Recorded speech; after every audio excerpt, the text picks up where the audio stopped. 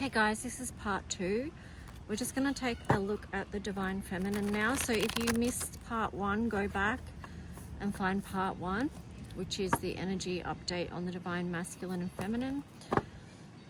It'll be the video right before this one. So I just had to do it in 2 parts, otherwise it takes a really long time to upload. So let's just tune into the Divine Feminine now and see what the energy is and what the feeling is around the current connection. So how is the Divine Feminine feeling and what's their current energy?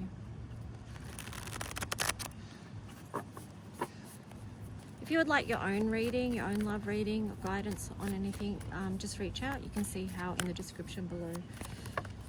Oh, okay, so the first card we've got is the Fool, and the Divine Masculine had the Fool as well, but in the upright. So the Divine Feminine has it on the side. So this is a acknowledgement that this journey is ongoing, and I feel like the Feminine knows it and also knows that we can't stay fixed in one position with the Hangman there, like in suspension. It's kind of like an acknowledgement that we need to move forward. We also need to perhaps balance our Divine Masculine here. Or let's just say,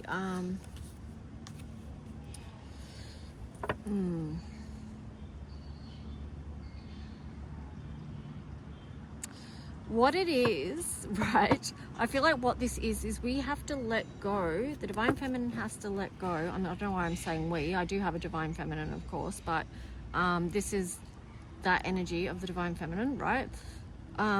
It's like they recognize that they need to let go of how they want the Emperor to show up and what that actually looks like, because it could be quite different than something that you've made up in your mind.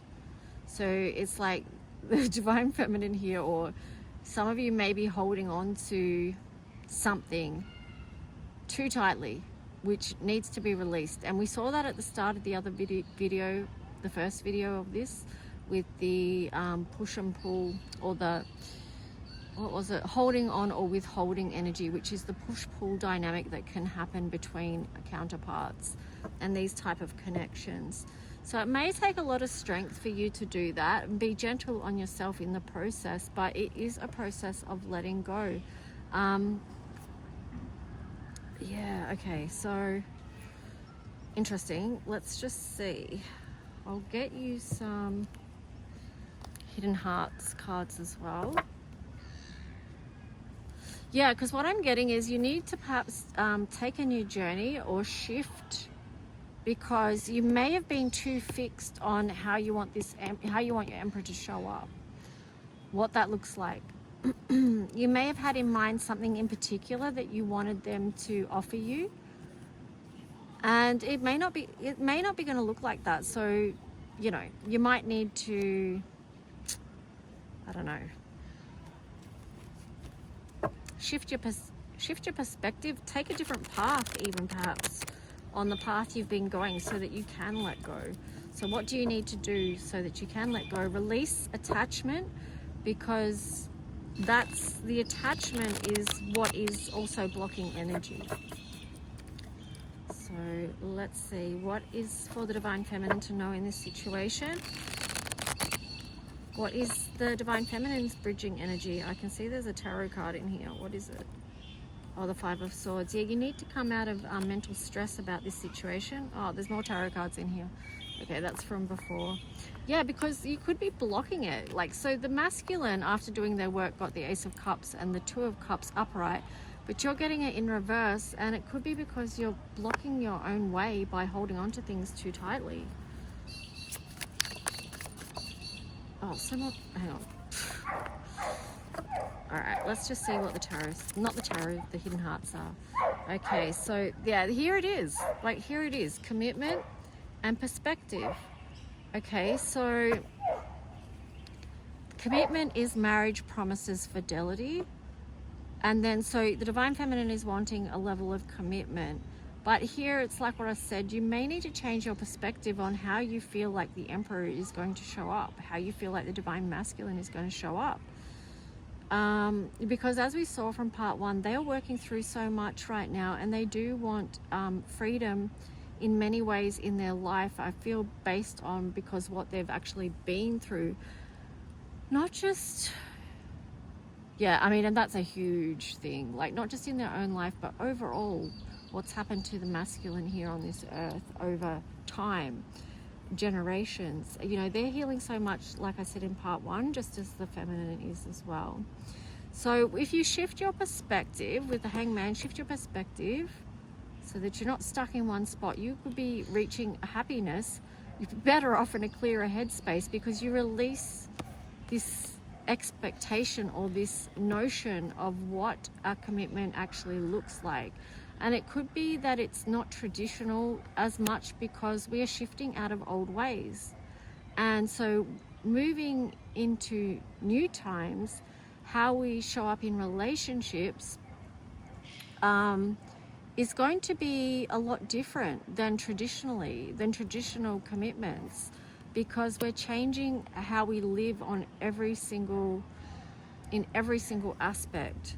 So yeah, I just feel like it's going to free your energy up if you release what just doesn't work, basically.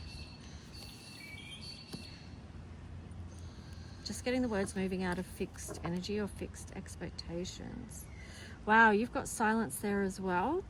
So again, it's like between the two, there could be a lot of space where there is silence.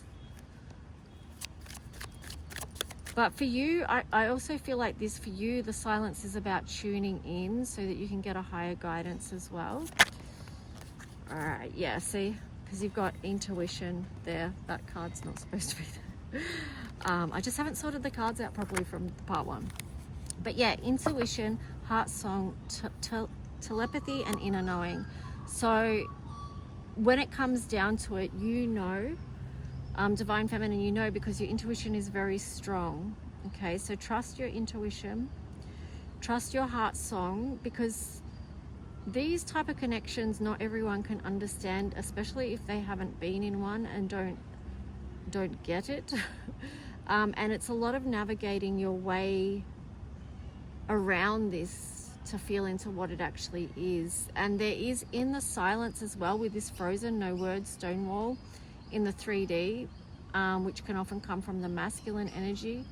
There is I don't know why I can't say the word why can't I say the word telepathy, right? So there is a communication that's going on, even if there is these no words in the 3D. There is still a communication, and there's a connection that's not separate. You're not separate from each other, and that's something that you know. There's an inner knowing there. Okay, so for some of you, you may feel like you've been abandoned, left out, walked away from, or just cold because of a disconnection in the 3D. But if that is what you're feeling, I would say that's where the work needs to be done, because so many people, myself included, have huge abandonment wounds. And yeah, see, divine feminine. So if you've got the abandonment wounds, then that can actually also act as a block for you showing up as the divine feminine in this very open, expansive energy. So when you're in this energy and it's unhealed, then it can cause you to be feeling and behaving in ways that are not the healthiest, and that's only because you need healing and there's a deep wound there. Because abandonment is one of the most deepest trauma wounds to heal. And this ties back to what I said in part 1, where it's like, you know, I said we don't heal in isolation. We are beings that are meant to be connected.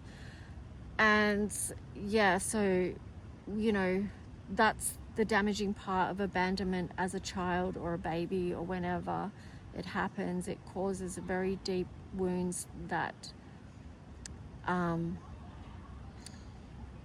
act as a disconnect. And you know, what we all need and want and thrive on is connection with others, and also a connection with ourselves. So this could be what you are needing to work on for the benefit of yourself, firstly, okay, above anything or anyone else, for the benefit of yourself. And that's really important. I hope you hear that message, because what it would be is that a lot of people, women in particular, that have this wound, but even men, will put other people first. This is the feminine energy I'm talking about, so it doesn't matter if you're a male or a female, right?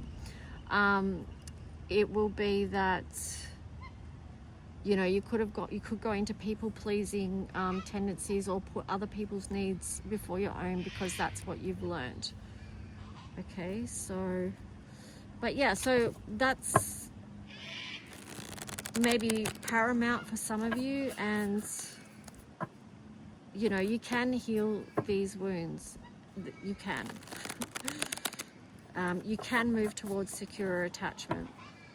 All right, so it's okay. It's okay. All is not lost, right? Just takes time, love, dedication to yourself, and healing with the Hermit there. Giving yourself the time and space to heal allows you to see yourself, your life, and your light in a different way, and helps you move towards becoming the divine feminine energy, where you feel happy and whole within yourself, and which ultimately brings you out of the cold and helps you to build something within your own life, right? Look, there's faith and commitment here to your own spiritual journey. The Queen of Pentacles nurturing this, which is you, and then helping you to move forward and build. Yeah. So, you know, it's a really powerful, powerful journey that you're on, and it's also a very powerful, powerful journey that the masculine is on. And it's like, also for both of us, like both of us, what am I talking about? Like, what I was going to say is what was I going to say? Just the importance of balancing the energy with that energy within ourselves, okay? Yeah, I split the deck, you got the Six of Cups. It's not always, it is about this connection, but it's also deeply about you within that connection. And for the other person, it's about them and their own healing as well. So that's why that Six of Cups is showing there. But yeah, I'll stop there, because I feel like that's quite a lot to be going on with. And let's just see, I'll get an angel therapy. It's so hard to talk over the cockatoos, I tell you. They're so loud. Let's get angel therapy cards. Okay, crown chakra. Pay attention to your ideas, that they are messages of true divine guidance sent in to answer your prayers. Okay, so this is for divine masculine and feminine, whoever is connecting with this video. You know, just clear your energy so you can receive messages that are coming through to you about your path and this connection. On the bottom, you've got sacral chakra. The sacral chakra is to do with bliss and enlightenment, creativity, our sexuality as well, which is obviously a big aspect of this connection, and just of yourself in general. So I would say with that, it's like tune into what it is that you need to express. And this could also be looking at any trauma held around sexual issues as well, okay? There could be healing that needs to be done around that. Okay, ooh, the card that flipped out is Goddess, and listen to your intuitive feelings. So express your divine feminine energy, embracing its magical intuition and nurturing qualities. Listen to your intuitive feelings. Your body is receiving accurate messages from the divine. All right, so, ooh. This is a very powerful message, actually. Look, even I've put that in a cross. It's like the divine, you here on earth. Learning how to listen to your body, as your body is kind of like a pendulum in a way. So when you listen to your body and the messages that you are getting, including intuitive feelings and things like that, but also your physical body as well. Your physical body will communicate things to you and let you know if you are on the right path or not. So if you're tuned into that, it can work in your favor, because it'll give you a sense of direction and what to do.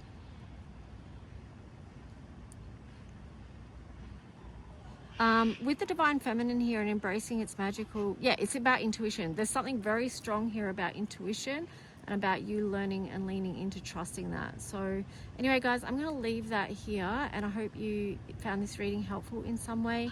If you did, please let me know, and I'll talk to you soon. Bye.